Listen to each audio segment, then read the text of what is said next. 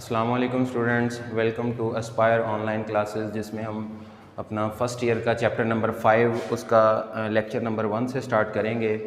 Chapter का नाम है कंप्यूटर आर्किटेक्चर, जो कि इस फ़र्स्ट ईयर क्लास में इस पूरी बुक के अंदर सबसे ज़्यादा मोस्ट इम्पोर्टेंट चैप्टर है और इस चैप्टर में से मैक्सिमम वेटेज आपके एग्ज़ाम में आती है, जिसमें एक लॉन्ग क्वेश्चन कम से कम एक लॉन्ग क्वेश्चन स्कीम के मुताबिक और दूसरे नंबर पे इसमें से 4 से 5 जो हैं वो शॉर्ट क्वेश्चंस लाजमी आते हैं, 1 या 2 MCQs। तो अगर ओवरऑल वेटेज के एतबार से देखा जाए तो आपका चैप्टर नंबर 5 जो है ये पूरी बुक के 10 चैप्टर्स में से मोस्ट इम्पोर्टेंट और मोस्ट हैवी वेटेज जो है वो चैप्टर है। इस चैप्टर का थोड़ा सा इंट्रोडक्शन कर लेते हैं। इंट्रोडक्शन में हम सबसे पहले देखते हैं कि कंप्यूटर आर्किटेक्चर है क्या चीज़। कंप्यूटर आर्किटेक्चर को अगर हम डिफ़ाइन करें, सबसे पहले इसकी डेफिनेशन देख लेते हैं। तो डेफिनेशन में है कि the way in which all the components of a computer system are connected to each other or one another। आपने कंप्यूटर सिस्टम के अंदर जो मदरबोर्ड है उस मदरबोर्ड के ऊपर डिफरेंट कंपोनेंट्स अटैच हैं, जिसमें आपकी मेन मेमोरी आती है। मेन मेमोरी के अलावा उसके ऊपर CPU अटैच्ड है, कैश मेमोरी अटैच है, रजिस्टर मेमोरी अटैच है। इसके अलावा उनकी कम्युनिकेशन के लिए बसेस अटैच हैं।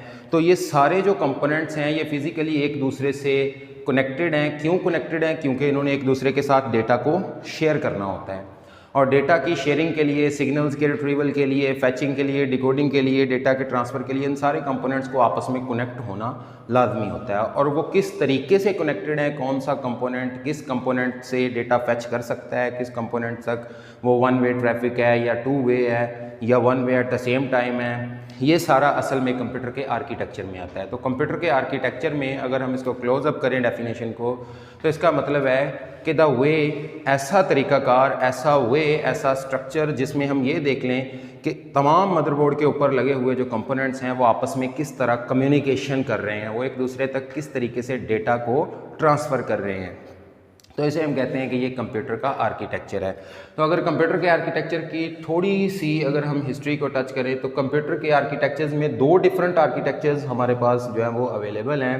इसके अलावा भी बहुत सारे आर्किटेक्चर्स हैं, लेकिन जो ब्रॉडली हम कहें कि जिनका तज़करा ज़्यादा होता है या इस्तेमाल में ज़्यादा है, उनमें एक वॉन न्यूमन आर्किटेक्चर है जिसको हम बोलते हैं स्टोर्ड मेमोरी आर्किटेक्चर या स्टोर्ड मेमोरी कंप्यूटर।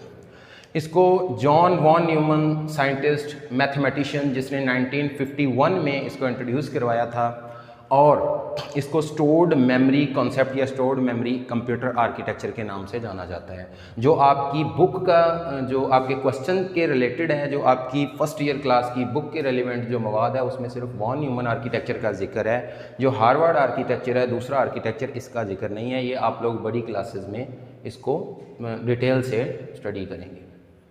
तो जो हार्वर्ड आर्किटेक्चर है ये कुछ वॉन न्यूमन के आर्किटेक्चर के अंदर इम्प्रूवमेंट्स करने के लिए जो है वो इसको इंट्रोड्यूस करवाया गया। उसके अंदर इम्प्रूवमेंट्स क्या क्या हो सकती थी, क्या क्या प्रॉब्लम्स थे, क्या क्या मसले थे उसके अंदर, तो वो हम आगे डिटेल में डिस्कस करते हैं। जो हार्वर्ड आर्किटेक्चर है इसकी डेवलपमेंट तो 1937 से स्टार्ट हो चुकी थी, लेकिन इसको ट्रेडिशनली इसको इम्प्लीमेंट जो करने की जो ड्यूरेशन है वो 1972, डिफरेंट आपको 1972, 3 और 71 भी आपको विकीपीडिया या इंसाइक्लोपीडिया पे मिल सकती है। लेकिन जो पहला आर्किटेक्चर है 1951 में जॉन वॉन न्यूमन नामी जो है वो साइंटिस्ट, उसने इंट्रोड्यूस करवाया था। अब हार्वर्ड आर्किटेक्चर और जो जॉन वॉन न्यूमन आर्किटेक्चर है, जो स्टोर्ड मेमोरी आर्किटेक्चर है, इनमें जो है ना वो परफॉर्मेंस के रेलिवेंट जो है वो थोड़ा सा तजाद है, जिसे हम डिफरेंस बोलते हैं। अब जो वॉन न्यूमन का आर्किटेक्चर है, इस वॉन न्यूमन के आर्किटेक्चर को हमने अपने चैप्टर नंबर 5 में डिस्कस करना है। हार्वर्ड का आर्किटेक्चर हम इसको यहाँ पे स्किप करते हैं। अब जो कंप्यूटर का आर्किटेक्चर हम पढ़ने जा रहे हैं, ये जो डायग्राम आपको नज़र आ रही है, ये डायग्राम असल में जॉन वॉन न्यूमन आर्किटेक्चर यानी कि स्टोर्ड मेमोरी आर्किटेक्चर के मुताबिक डायग्राम है। अब जॉन वॉन न्यूमन आर्किटेक्चर हमें ये कहता है कि आपके सिस्टम के अंदर जो मेजर कंपोनेंट्स हैं, मेमोरी, प्रोसेसर यानी CPU और इसके अलावा जो आपकी IO डिवाइसेस हैं, मींस पेरिफेरल डिवाइसेस हैं, वो आपस में कनेक्टेड हैं और किस तरीके से कनेक्टेड हैं। इस आर्किटेक्चर के मुताबिक आपके सिस्टम के जो कंपोनेंट्स हैं, जो मदरबोर्ड के ऊपर जो hierarchy of data, flow of data है, वो उनमें ये 5 कंपोनेंट्स हैं। सबसे पहले तो आपके सिस्टम के अंदर कंट्रोल यूनिट है मदरबोर्ड के ऊपर, दूसरे हिस्से का नाम है ALU। असल में ये दोनों जो कंपोनेंट्स हैं ये CPU का हिस्सा है, यानी CPU के सब कंपोनेंट्स आप इसे बोल सकते हैं। तीसरे नंबर पे आपका मेन मेमोरी आ जाता है। मेन मेमोरी असल में जब भी मेन मेमोरी का जिक्र आता है तो हम उसे रैम ही कंसिडर करते हैं, मींस टेम्पोरेरी मेमोरी, इसको वर्किंग एरिया भी बोलते हैं, इसको रैंडम एक्सेस मेमोरी भी बोलते हैं, और इसको डायरेक्ट एक्सेस मेमोरी भी बोलते हैं, और इसको फास्ट मेमोरी भी बोलते हैं। अब उसके बाद चौथे नंबर पे हमारा आ जाता है IO units. IO units means input output units. और पांचवें नंबर पे है बस इंटरकनेक्शन। ये असल में वो कंपोनेंट्स हैं जो वॉन न्यूमन के आर्किटेक्चर के मुताबिक हमें जो है ना वो हर पर्सनल कंप्यूटर में या आम नॉर्मल कंप्यूटर में हमें देखने को मिलते हैं, और जिनकी इम्प्लीमेंटेशन हमारे PC में, पर्सनल कंप्यूटर में हमारे ये वाले कंपोनेंट्स की इम्प्लीमेंटेशन है। इम्प्लीमेंटेशन किस तरीके से है वो ये डायग्राम है। इस डायग्राम से हम लोग समझते हैं जो वॉन न्यूमन का आर्किटेक्चर है वो आर्किटेक्चर ये कह रहा है कि आपके मदरबोर्ड के ऊपर आपकी IO यूनिट्स लगे हुए हैं। IO यूनिट्स मींस, अब IO यूनिट्स क्या करते हैं? अब ये जो आपके IO यूनिट्स हैं, आपके कंप्यूटर सिस्टम के साथ बहुत सारी डिवाइसेस जो हैं वो बाहर से एक्सटर्नली अटैच्ड होती हैं, जिनमें आपका कीबोर्ड भी आता है, माउस भी आता है, प्रिंटर भी आता है, स्कैनर भी आता है, स्पीकर भी आता है। इस तरीके से बहुत सारी डिवाइसेस हैं, और जो बाहर से एक्सटर्नली आपके सिस्टम के साथ अटैच होती हैं उन डिवाइसेस को हम बोलते हैं पेरिफेरल डिवाइसेस। ये peripheral devices for example keyboard, mouse. अब ये डिवाइसेस आपके सिस्टम के साथ यानी कि मदरबोर्ड के साथ अटैच हैं। इनको अटैच करवाने के लिए आपके सिस्टम के अंदर जो है वो IO यूनिट लगा हुआ है। IO unit mean input output unit. यानी फॉर एग्जांपल कीबोर्ड है तो ये कीबोर्ड एक इनपुट डिवाइस है, माउस हमने जैसा कि पहले भी पढ़ा है कि ये एक इनपुट डिवाइस है, और ये वाली इनपुट डिवाइसेस आपके कंप्यूटर के साथ कम्युनिकेशन कर रही हैं थ्रू द IO यूनिट, और IO यूनिट में इनपुट यूनिट के साथ इसकी कीबोर्ड की और माउस की कम्युनिकेशन है। इसी तरीके से आपके सिस्टम के साथ मॉनिटर भी अटैच होता है, LCD भी अटैच हो सकती है, प्रिंटर भी अटैच होता है। तो असल में ये आउटपुट डिवाइसेस हैं। आउटपुट डिवाइसेस जो हैं ये आपकी अटैच होती हैं आउटपुट यूनिट के साथ, और इसे हम ओवरऑल बोल देते हैं कि ये हमारा इनपुट आउटपुट यूनिट है। अब ये इनपुट आउटपुट यूनिट से आपका जो डेटा है वो आपका जो CPU है वो डायरेक्टली भी एक्सेस कर सकता है। इसके अलावा आपका जो इनपुट आउटपुट यूनिट है इससे डेटा आपकी मेमोरी के अंदर भी स्टोर हो सकता है, और आपका जो CPU है वो मेमोरी से भी डेटा उठा सकता है। और मेमोरी से जब डेटा आपका CPU उठाता है तो उसको 3-4 तरीके की जो मेमोरीज़ हैं, 3-4 तरीके से रैम, कैश मेमोरी और इसके अलावा रजिस्टर मेमोरी, बहुत सारी मेमोरीज़ की जो है वो इम्प्लीमेंटेशन की जाती है। लेकिन जब हम मेमोरी की बात करते हैं तो हम उसे मेन मेमोरी यानी कि रैम ही कंसिडर करते हैं। तो इसके मुताबिक आपका जो CPU है वो डेटा और इंस्ट्रक्शंस को, जो मेजर और मोस्ट इम्पोर्टेंट चीज़ है जॉन वॉन न्यूमन के आर्किटेक्चर में, जॉन वॉन न्यूमन आर्किटेक्चर को जिस वजह से ज़्यादा शोहरत मिली और जिस वजह से इसको हम हमारे पर्सनल कंप्यूटर में बहुत ही ज़्यादा इसको जो है ना वो यूज़ किया जाता है, वो सिर्फ उसकी मेजर जो एक ही रीज़न है, वो रीज़न ये है कि आपके कंप्यूटर के अंदर एक जो है ना वो लगी हुई है मेन मेमोरी। अब जब आप कोई भी काम अपने कंप्यूटर से करवाते हैं, फॉर एग्जांपल ये आपका कंप्यूटर सिस्टम है, आपने अपने कंप्यूटर सिस्टम से कोई भी काम करवाना है तो उसके लिए फॉर एग्जांपल हमने 2+5 कंप्यूटर को कहा करने को, यानी इस 2+5 के अंदर ये 2 और 5 हमारा डेटा है। लेकिन हमारे CPU को, प्रोसेसर को ये कैसे पता चलेगा कि मैंने इस डेटा के ऊपर कौन सा ऑपरेशन करना है? तो ये जो कौन सा ऑपरेशन करना है, असल में इस ऑपरेशन को अप्लाई करने के, इस ऑपरेशन का पता लगाने के लिए कि ये कौन सा ऑपरेशन है, इसके लिए कंप्यूटर सिस्टम के अंदर कुछ इंस्ट्रक्शन सेट स्टोर होते हैं और उन्हें हम बोलते हैं कि इंस्ट्रक्शंस। और जब भी हम कोई ऑपरेशन करवाते हैं अपने सिस्टम से, कोई भी ऑपरेशन करने का उसे बोलते हैं, तो प्रोसेसर सबसे पहले उस ऑपरेशन के रेलिवेंट इंस्ट्रक्शन को एग्जीक्यूट करता है। यानी सबसे पहले वो एग्जीक्यूशन करता है। यानी जैसे हमने अपने सिस्टम को कहा, हमने प्रोसेसर को कहा कि भाई 2 और 5 को ऐड कर दें। अब ये जो 2 और 5 जब ऐड होना है, ठीक है, आपके कंप्यूटर ने इस 2 और 5 को ऐड करना है, लेकिन उसे पहले पता लगाना पड़ेगा कि ऐड मैंने कैसे करना है, उसको ऐड करने के लिए मुझे कौन सी इंस्ट्रक्शन चलानी पड़ेगी। तो सबसे पहले इंस्ट्रक्शन यानी इंटरप्रेट होगा कि इंस्ट्रक्शन कौन सी चलेगी, और वो इंस्ट्रक्शन प्रोसेसर आपका कहाँ से उठाएगा, वो भी रैम से उठाएगा। अब ज़ाहिर बात है आपका जो 2 और 2 जो डेटा स्टोर है, ये भी तो कंप्यूटर के पास स्टोर है, क्योंकि कंप्यूटर डेटा को स्टोर करने के लिए, कोई भी चीज़ है उसको स्टोर करने के लिए मेमोरी का यूज़ करता है। अब आपका 2 और 5 भी इस मेमोरी के अंदर स्टोर है, और इस 2 और 5 के ऊपर जो ऑपरेशन करना है, फॉर एग्जांपल प्लस का ऑपरेशन करना है, तो ये प्लस के रेलिवेंट जो इंस्ट्रक्शन है वो भी आपकी किसके अंदर, मेमोरी के अंदर स्टोर है। यानी कि वॉन न्यूमन आर्किटेक्चर ये कह रहा है कि अगर आप एक इंस्ट्रक्शन एग्जीक्यूट कर रहे हैं और उस इंस्ट्रक्शन के रेलिवेंट आपने डेटा भी है, अब आपका जो डेटा और इंस्ट्रक्शन है, यानी एक डेटा यानी एक ऑपरेशन और उस ऑपरेशन के लिए जो इंस्ट्रक्शन है, वो दोनों चीज़ें वॉन न्यूमन का आर्किटेक्चर ये कहता है कि आप एक ही फिजिकल मेमोरी के अंदर प्लेस कर सकते हैं एट द सेम टाइम। यानी आपके पास एक काम करने के लिए फॉर एग्जांपल डेटा है, और दूसरे नंबर पे आपके पास उसके ऊपर जो उससे पहले चलने वाली इंस्ट्रक्शन है। अब इंस्ट्रक्शन और वो डेटा दोनों का, वो कह रहा है, वॉन न्यूमन ये कह रहा है कि वो दोनों एट द सेम टाइम एक ही फिजिकल मेमोरी यानी एक ही मेमोरी के अंदर, मेन मेमोरी के अंदर एट द सेम टाइम आप उसको प्लेस कर सकते हैं। अब इससे पहले जो आर्किटेक्चर थे, उन आर्किटेक्चर्स में या इसके जो अपोजिट आर्किटेक्चर था हार्वर्ड का आर्किटेक्चर, हार्वर्ड का आर्किटेक्चर वो ये कह रहा था, हार्वर्ड का आर्किटेक्चर जो है वो ये कह रहा था कि आपका जो कंप्यूटर सिस्टम है, उस कंप्यूटर सिस्टम के अंदर आपकी इंस्ट्रक्शन को और आपके डेटा को, यानी डेटा और इंस्ट्रक्शन, जो इस डेटा के ऊपर ऑपरेशन करवाने वाली इंस्ट्रक्शन है, वो दोनों, यानी ये दोनों चीज़ें डेटा और इंस्ट्रक्शन जो है हार्वर्ड के मुताबिक आपकी मेमोरी में at the same time place नहीं हो सकती। आपको इन दोनों को स्टोर करना है तो उसके लिए आपको दो फिजिकल मेमोरीज जो है वो अटैच करनी पड़ेगी यहाँ पे, यानी एक आपका डेटा कंटेन करेगी और दूसरी आपकी जो है वो इंस्ट्रक्शन कंटेन करेगी। और ये हार्वर्ड का आर्किटेक्चर था।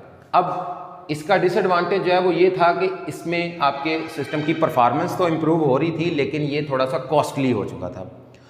लेकिन वॉन न्यूमन का आर्किटेक्चर ये कह रहा है कि आप दो मेमोरीज यानी फिजिकल मेमोरीज अपने सिस्टम में अटैच ना करें, आप एक ही फिजिकल मेमोरी अपने सिस्टम में अटैच करें और उसी मेमोरी के ऊपर डेटा भी स्टोर करें और उसी मेमोरी के ऊपर इंस्ट्रक्शंस भी स्टोर करें। आपका सीपीयू वहीं से डेटा और इंस्ट्रक्शंस को फैच करके एग्जीक्यूट कर देगा। ये हमारा जॉन वॉन न्यूमन का आर्किटेक्चर है। अब इस जॉन वॉन न्यूमन आर्किटेक्चर की जो है ना वो बहुत ज़्यादा पॉपुलैरिटी है। पॉपुलैरिटी से मुराद ये कि आपके बहुत ही ज़्यादा, अगर हम कहें कि मेजॉरिटी जो है वो हमारे पर्सनल कंप्यूटर्स वगैरह और जितनी भी जो इलेक्ट्रॉनिक मशीन्स हैं, इनके अंदर जो डिजिटल इलेक्ट्रॉनिक मशीन्स हैं जिनमें हमारे सेलफोन स्मार्टफोन्स भी आ जाते हैं, इनके अंदर जो आर्किटेक्चर यूज़ हो रहा है वो मोस्टली जो है वो जॉन वॉन न्यूमन का आर्किटेक्चर जो है वो ये इम्प्लीमेंट हो रहा है। अब ये जॉन वॉन न्यूमन आर्किटेक्चर जो है असल में इसको इम्प्लीमेंट हमारे जो पर्सनल कंप्यूटर्स हैं इनमें किया जा रहा है, लेकिन जहाँ पे आपको बहुत ही ज़्यादा high performance, real time performance जो आप लोगों को चाहिए, स्ट्रिक्ट परफॉर्मेंस चाहिए, वहाँ पे आपका जो है वो हार्वर्ड का आर्किटेक्चर जो है ये इम्प्लीमेंट किया जाता है। अब एक बार इसको हम दोबारा से रिकॉल कर लेते हैं कि कंप्यूटर आर्किटेक्चर है क्या चीज़। सबसे पहले नंबर पे चैप्टर नंबर 5 का फर्स्ट लेक्चर जिसमें हम कंप्यूटर आर्किटेक्चर डिस्कस कर रहे हैं। कंप्यूटर आर्किटेक्चर है क्या चीज़, अगर शॉर्ट वर्ड्स में इस टॉपिक को इनक्लोज करें तो computer architecture is the way in which all the components of the computer system are connected to share the information और गेट फैच द इंफॉर्मेशन।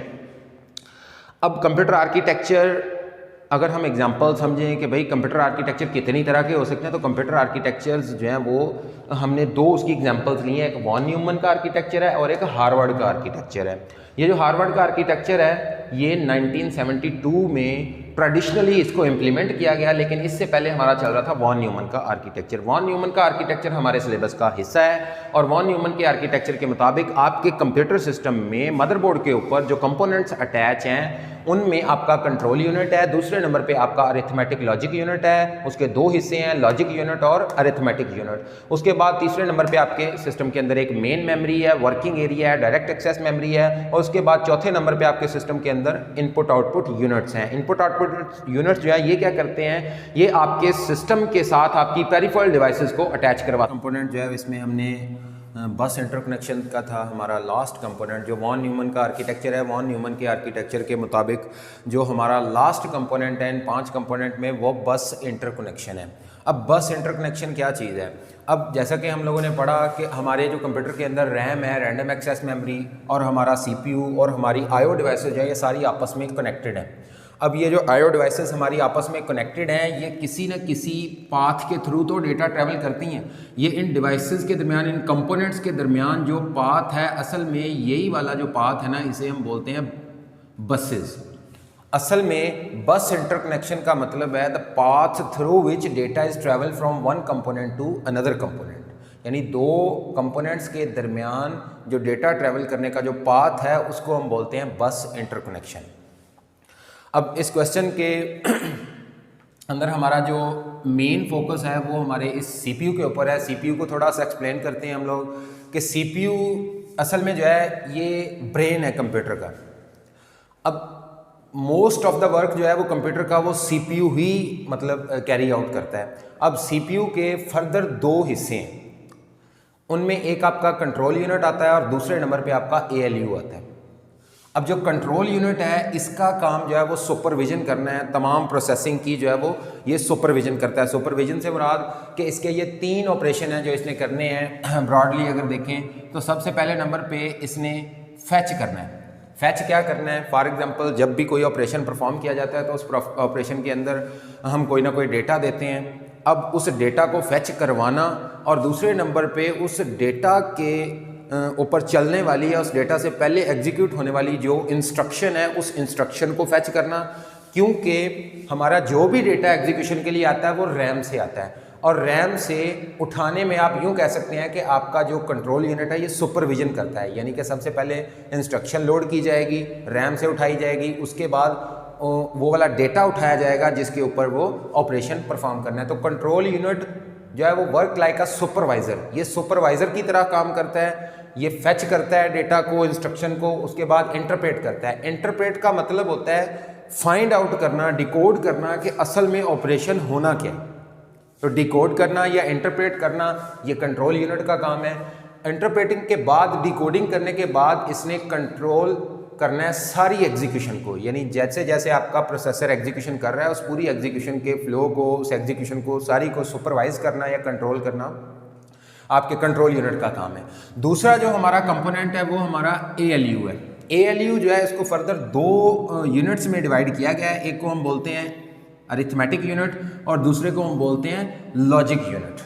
अब ये अरिथमेटिक यूनिट जो है इसका क्या काम है? जो आपके प्रोसेसर का CPU का जो अरिथमेटिक यूनिट है असल में ये करता है आपके अरिथमेटिक ऑपरेशन, जैसे कि नाम से जाहिर है अरिथमेटिक यूनिट, तो ये तमाम अरिथमेटिक ऑपरेशंस करेगा। अरिथमेटिक ऑपरेशंस में प्लस आता है, माइनस आता है, डिवीजन आता है और मल्टीप्लिकेशन आता है। यानी अगर आप अपने कंप्यूटर को कोई ऐसा काम कह रहे हैं जिसमें प्लस माइनस डिवीजन या मल्टीप्लिकेशन आ रहा है तो वो plus minus division after interpreting वो किसके पास आएगा सारा डाटा। जैसे फॉर एग्जांपल हमने 2+2 अपने सिस्टम को कहा, तो 2+2 असल में इंटरप्रिटेशन के बाद, इंस्ट्रक्शन एग्जीक्यूशन के बाद ये 2 और 2 को ऐड जो एक्चुअली करने का काम है ये हमारे AU ने करना है, अरिथमेटिक यूनिट ने।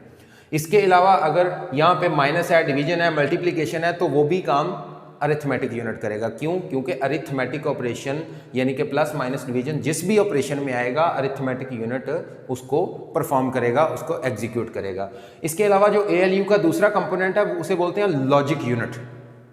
अब ये जो लॉजिक यूनिट है ये असल में कंपैरिजंस और शिफ्ट ऑपरेशंस करता है। कंपैरिजन और शिफ्ट ऑपरेशन से मुराद क्या है? फॉर एग्जांपल आपने अपने सिस्टम को कहा कि फाइंड आउट करें कि क्या 5 7 से छोटा है, यानी 5 इज लेस देन 7। आप अपने सिस्टम से ये उसको ये डेटा दे रहे हैं, आप कह रहे हैं कि 5 7 से छोटा है या नहीं, आपने ये फाइंड आउट करना है।